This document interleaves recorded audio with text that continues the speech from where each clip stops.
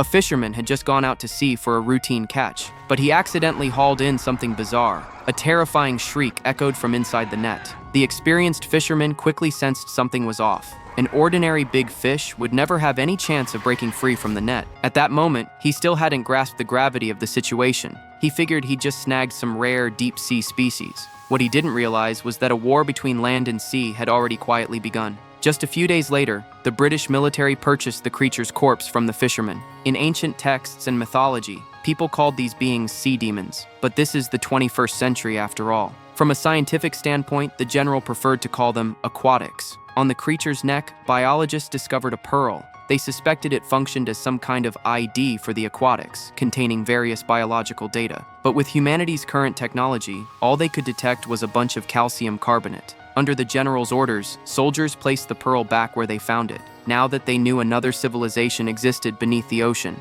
it was best not to do anything too provocative, just to be safe. Before leaving, Barclay, a clerk who had tagged along, felt a pang of sympathy as he looked at the aquatic hanging in midair. But he was just a paper pusher with pathetically low clearance. All he could do was silently say a prayer for the creature. The general decided that Britain would be the first to establish friendly relations with this oceanic civilization. The R&D department had already developed a translation system based on the aquatic's vocal organs. It was still in the testing phase, but it could handle a sentence or two of simple communication.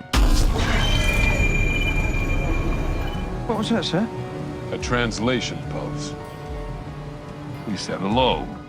Though the sea surface remained calm for now, the other side had surely received the greeting. All that was left was to wait for a response from the ocean. But late that night, just as all the soldiers were about to turn in, danger was quietly closing in on the warehouse where the aquatic's body was stored. Corporal Morgan and Private Delilah were on night watch. They figured it was just babysitting a corpse. Nothing could possibly go wrong. Besides, the perimeter had surveillance cameras. Any intrusion would trigger an alarm. What they never expected was that this time, the enemy would attack from underground.